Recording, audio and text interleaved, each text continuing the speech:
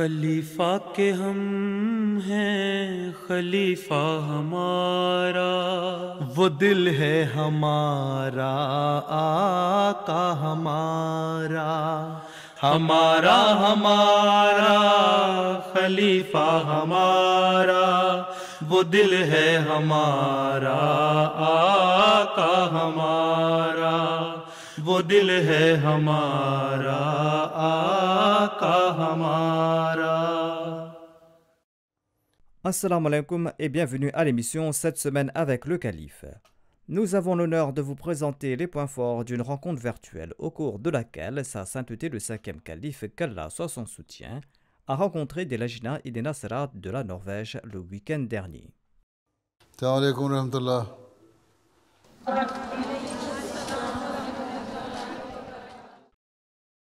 Dimanche, le Calife a tenu une rencontre virtuelle avec des Nasrat et les Lajna de la Norvège réunis à la mosquée Beit Nasr à Oslo. Après la session formelle comprenant une tilawa, un hadith et un extrait des dires du Messie premier l'Islam ainsi qu'un poème, les Nasrat et les Lajna ont eu l'occasion de poser des questions sur un nombre de sujets. میرا سوال یہ ہے کیا ہم غیر احمدی قاریوں کی تلاوت سن سکتے ہیں؟ قرآن کریم تو اللہ تعالیٰ کا کلام ہے، کوئی بھی پڑھ رہا ہو تو سن سکتے ہیں، کیوں نہیں سن سکتے؟ اچھی بات ہے اگر اس نیت سے سن رہی ہو تو اپنی قرأت کو صحیح کرنے کے لیے، تلفظ ٹھیک کرنے کے لیے اگر تمہیں کوئی اچھا ملتا ہے جو کوئی بھی پڑھ رہا ہو تو سن سکتے ہیں، کوئی حرج نہیں اس میں۔ بعض بڑے اچھے اچھے قاری ہیں غیر احمدیوں میں سے، ان کی تلاوت سن لینی چاہیے، لیکن غیر احمدیوں کی قرآن کریم کی تفسیر جو ہے نا وہ نہ پڑھو، انہوں نے اٹھ پٹانگ قسم کی تفسیریں کی ہوئی ہیں، وہ احمدیوں کی پڑھنی چاہیے۔ تلاوت سننے میں کوئی حرج نہیں ہے۔ جزاک اللہ۔ میرا سوال یہ ہے کہ قرآن کریم میں لکھا ہے وَبِالْوَالِدَيْنِ إِحْسَانًا، یعنی والدین کے ساتھ احسان کا سلوک کرو۔ حضور یہ ساری اولاد کے لیے فرض ہے، لیکن جب لڑکی شادی ہو کر کہیں دور چلی جاتی ہے تو وہ اپنا یہ فرض کیسے پورا کر سکتی ہے؟ جزاکم اللہ۔ احسان کرو کا مطلب یہ تو نہیں ہے کہ قریب رہ کے احسان کیا جا سکتا ہے۔ والدین سے احسان کا سلوک کرو، جب بھی تمہارا ان سے رابطہ ہو، واسطہ ہو، ان کی خدمت کرو، جب آؤ ان کو ملنے کے لیے ان کے لیے تحفے لے کے آؤ، گھر آؤ تو ان سے اچھے اخلاق سے ملو، ان کی خدمت کرو جب جتنا موقع تمہیں ملتا ہے۔ دور رہ رہی ہو تو ان کے لیے دعا کرو، دعا کرنا بھی تو ایک والدین کے ساتھ نیک سلوک کرنے والی بات ہے نا، ٹھیک ہے؟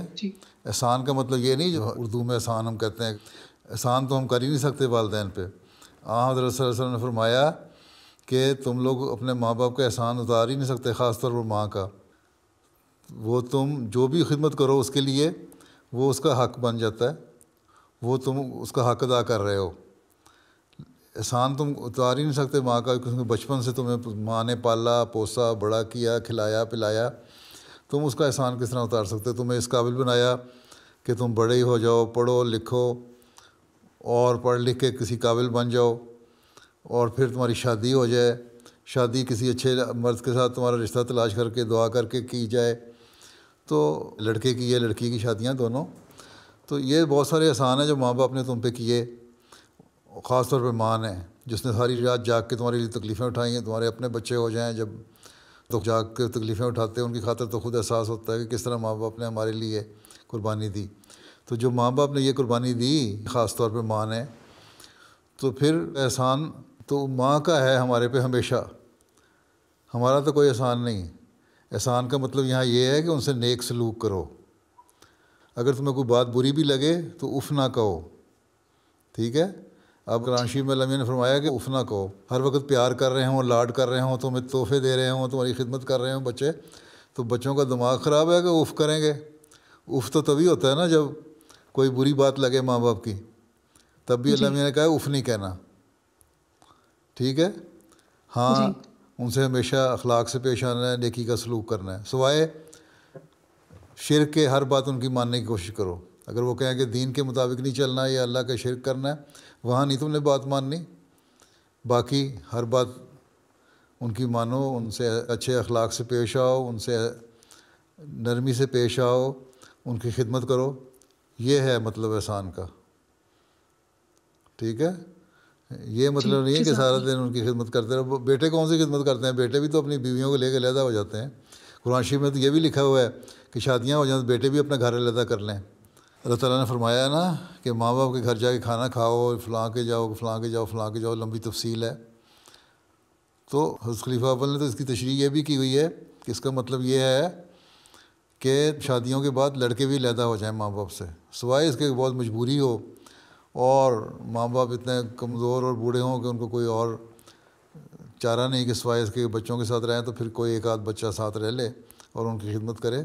ادروائز سارے بچے مشترکہ طور پہ خدمت کرتے ہیں. ان کے لیے دعا کریں، ان کی خدمت کریں، جب ان کے پاس آئیں ان سے نیک سلوک کریں، ان سے اچھی اچھی باتیں کریں اور ان کا دل بہلائیں. یہی احسان ہے. یہی احسان نہیں بلکہ خدمت ہے. احسان تو اتارا ہی نہیں جا سکتا.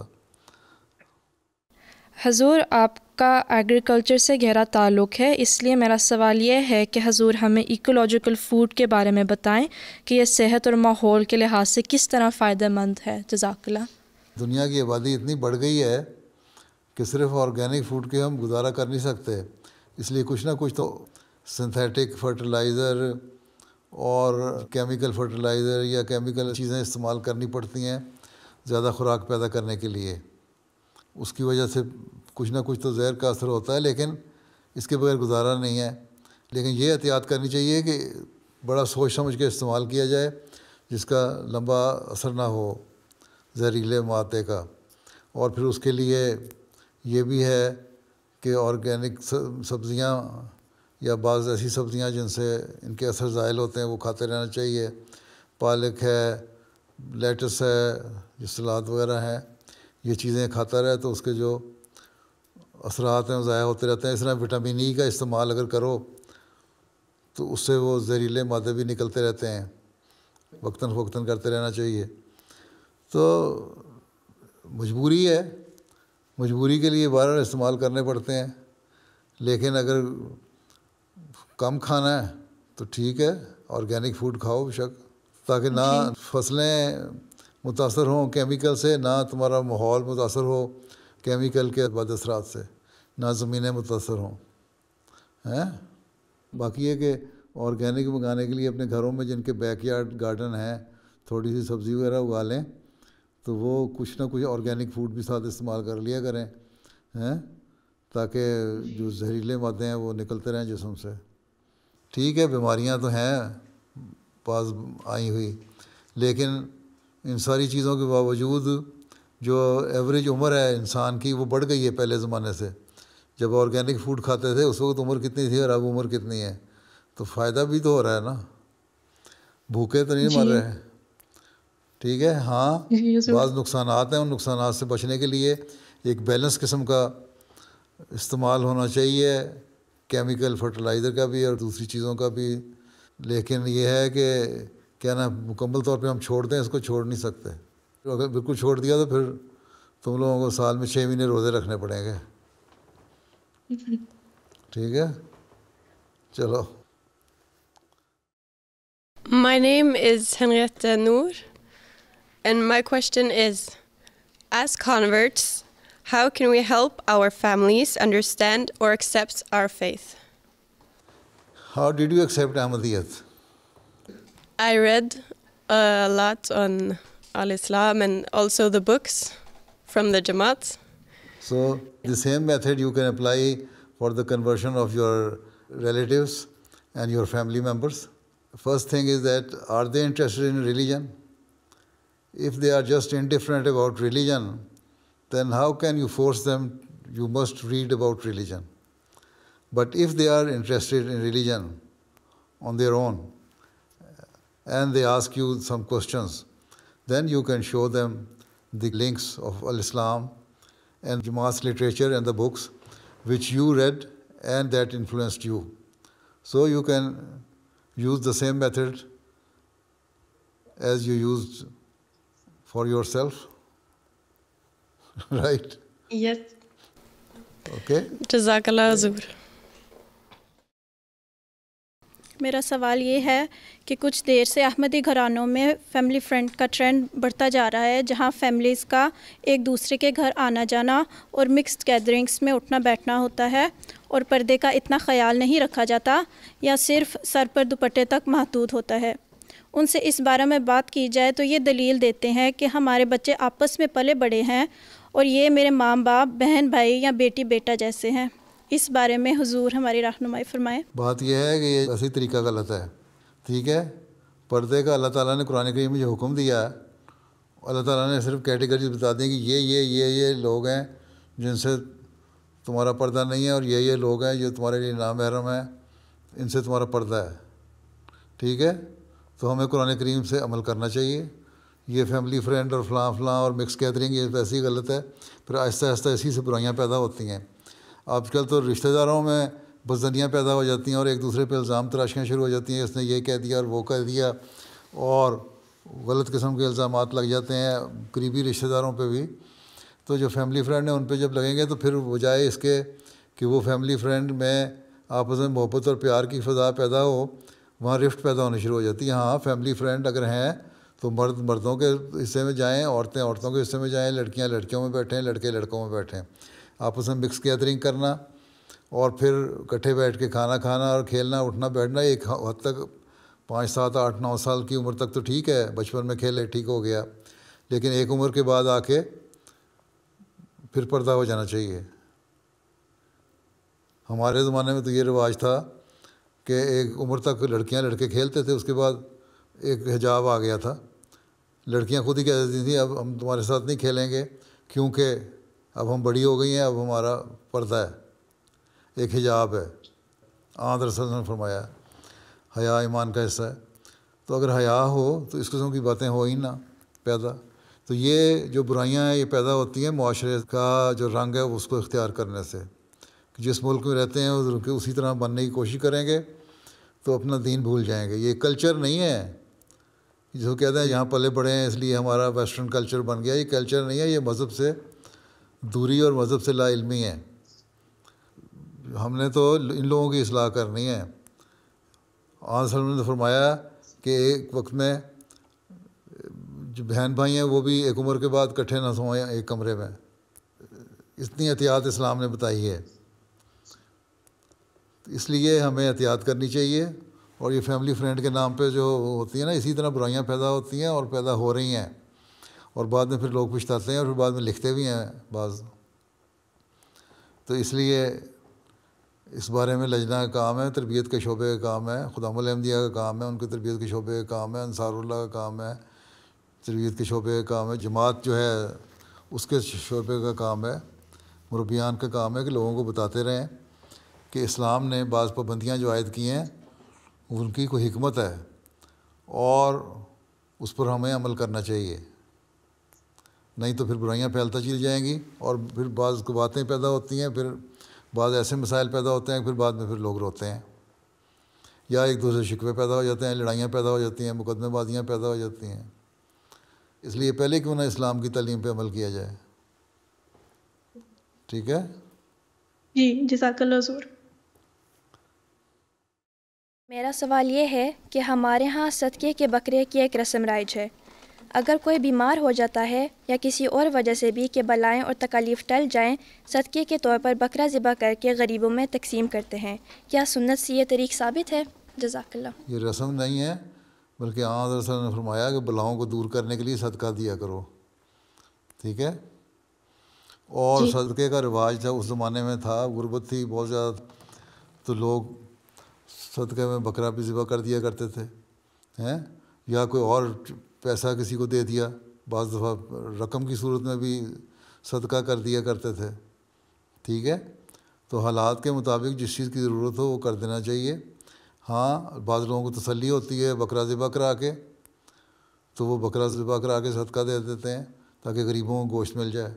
اب پاکستان میں گوشت کی اتنی مہنگائی ہے، یا افریقہ میں اتنی مہنگائی ہے کہ ہم بعض دفعہ صدقات کی رقمیں بھیجتے ہیں جماعتی طور پہ بھی افریقہ میں۔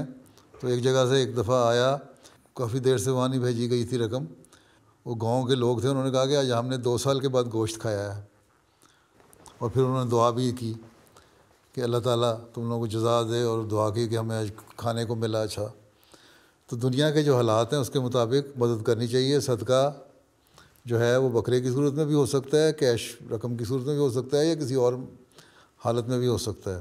تو یہ تو حالات دیکھ کے اس جگہ کے آپ کر سکتے ہیں صدقہ. ناروے میں رہتے ہیں، آپ کو یہاں بکرا صدقہ کر کے آپ کو کوئی فائدہ نہیں ہوگا. یہاں یہ ہے کہ چیریٹی میں دے دو کسی کو رقم، یا کپڑے بنا کے دو کسی کو چیریٹی آرگنائزیشن کو. یہاں بھی بہت سارے غریب لوگ ہیں جن کو کھانا شاید مل جاتا ہوگا لیکن باقی خرچے پورے نہیں کر سکتے. بہت سارے لوگ ان ویسٹرن ممالک میں ایسے ہیں جن کے پاس شیڈ اور شیلٹر نہیں ہے، وہ سڑکوں پہ سوتے ہیں. بہت سارے ایسے لوگ یہاں بھی ہیں جو ڈسٹ بنوں سے نکال کے کھانا کھا رہے ہوتے ہیں. تو چیریٹی آرگنائزیشن جو ہیں ان سے پوچھ کے دیکھ کے کہ کہاں کس چیز کی ضرورت ہے، کس قسم کے لوگوں کی وہ مدد کرتے ہیں، اس قسم کی مدد کی جاتی ہے. اس لیے ہم صدقہ بھی دیتے ہیں، اور چیریٹی کے لیے ہیومینٹی فرسٹ کے ذریعے یا دوسرے صدقات کی مد میں رقمیں بھی دیتے ہیں، اور ان رقموں سے لوگوں کو کپڑے بھی بنا کے دیتے ہیں، ان کے گھروں کے باقی اخراجات بھی پورے کرتے ہیں. تو مختلف چیزیں ہیں صدقات کی. صرف صدقہ یہ نہیں ہے کہ بکرا دے دیا، مختلف صورتیں صدقے کی ہیں، اور حالات کے مطابق جس کی ضرورت ہے اس کے مطابق دے دینا چاہیے. اور حضرت صلی اللہ علیہ وسلم دیا کرتے تھے. ٹھیک ہے، حضرت صلی اللہ علیہ وسلم کے پاس ایک دفعہ ایک شخص گوشت لے کے آیا. آپ نے فرمایا یہ کہاں سے آیا؟ اس نے کہا یہ فلاں نے صدقہ کیا تھا، اس نے مجھے بھیجا ہے گوشت. تو حضرت صلی اللہ علیہ وسلم نے فرمایا کہ تم میرے لیے کیوں لائے ہو یہ؟ میں نے کہا میں اس میں سے آپ کے لیے سے تحفے کے طور پہ لایا ہوں. تو حضرت صلی اللہ علیہ وسلم نے اسے کھا لیا اور فرمایا کہ تمہارے لیے وہ صدقہ تھا، میرے لیے کیونکہ تم تحفہ لائے ہو اس لیے یہ تحفہ ہے، اس لیے میں اس کو کھا لیتا ہوں. تو بات صرف یہ وضاحت کرنا ہے کہ صدقات کا رواج اس وقت تھا، اور حضرت صلی اللہ علیہ وسلم خود بھی صدقات دیا کرتے تھے، بکرے ذبح کروایا کرتے تھے. ٹھیک ہے جی ٹھیک ہے، چلو جزاک اللہ حضور. پھر میرا سوال یہ ہے کہ ہم کس طرح نوم و بیات کو لچنا میں بہتر طور پر انٹیگریٹ کر سکتے ہیں؟ کس طرح انٹیگریٹ کر سکتے ہو؟ یہ تو ڈپینڈ کرتا ہے تم خود کتنی ایکٹیو ہو. پہلی تو بات یہ ہے کہ ان کے لیے دعا کرو کہ اللہ تعالیٰ ان کو یہ توفیق دی ہے، اگر ان کو کہ وہ اسلام احمدیت قبول کر لیں تو اب ان کو ایمان میں بھی مضبوطی عطا فرما. ٹھیک ہے، ثبات قدم ان کو عطا فرما. پہلی بات تو یہ. دوسری بات یہ کہ ہمیں بھی توفیق دے کہ ہم ان کی صحیح طرح تربیت کر سکیں. ہمارے علم کو بھی بڑھا، اور ہماری روحانیت کو بھی بڑھا، اور ہماری عملی حالتوں کو بھی بڑھا. اپنے لیے بھی دعا کرو. پھر اپنے علم کو بڑھانے کے لیے کوشش بھی کرو، زیادہ سے زیادہ دینی علم سیکھو تاکہ ان کے سوالوں کے جواب دے سکو. اور اپنی عملی حالتوں کو بڑھاؤ. جب وہ آئی ہیں تو وہ یہ سمجھ کے آئی ہیں نو آیات کہ اسلام اور احمدیت میں ایک ایسی چیز ہے جو ان کو کہیں اور نہیں ملی، یہاں ملے گی. اگر آپ کے اخلاق اچھے نہیں ہیں اور آپ ان سے پوری طرح انٹریکٹ نہیں کرتی، انٹیگریٹ کرنے کی کوشش نہیں کرتی ان کو، وہ آ کے بیٹھی رہتی ہیں بیچاری یہاں، اور پاکستانی اپنی اردو میں باتیں کرتی رہتی ہیں، پنجابی بولتی رہتی ہیں اور ان کو ان کی زبان میں باتیں نہیں کرتی، تو وہ پھر ان پہ غلط اثر پڑے گا.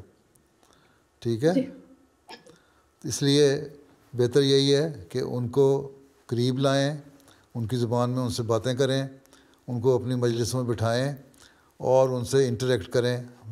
اسی طرح اجلاسوں میں جب وہ آتی ہیں، اگر پاکستانی لوگوں کی تعداد زیادہ ہے جن کو نارویجین نہیں آتی، تو پھر اگر 70% اجلاس آپ کا اردو میں ہو رہا ہے تو 30% نارویجین میں بھی ہونا چاہیے تاکہ ان کو سمجھ آ جائے.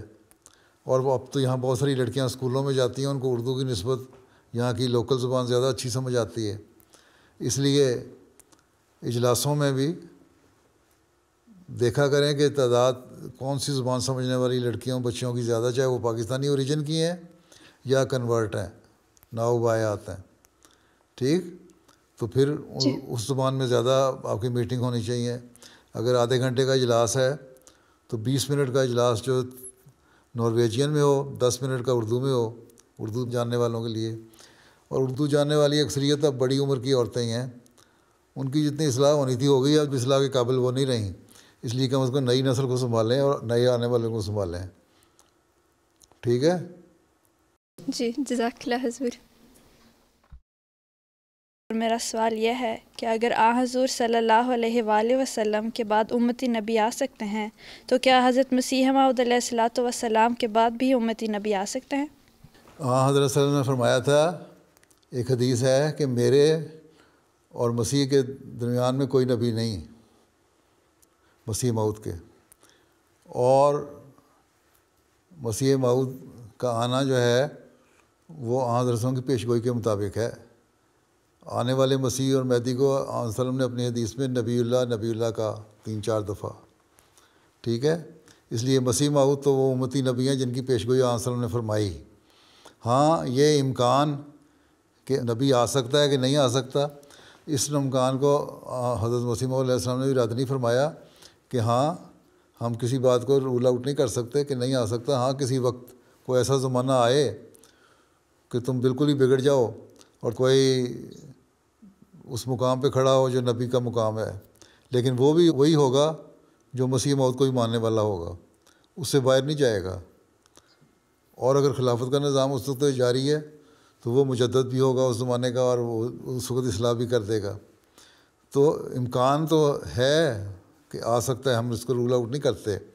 لیکن مسیح موعود کا زمانہ جو ہے وہ جو زمانے کے حالات ہیں، اس منصور نے لکھا آخری 1000 سال کا زمانہ ہے، اس میں سے کچھ 100 سال گزر گئے، چند 100 سال باقی ہیں.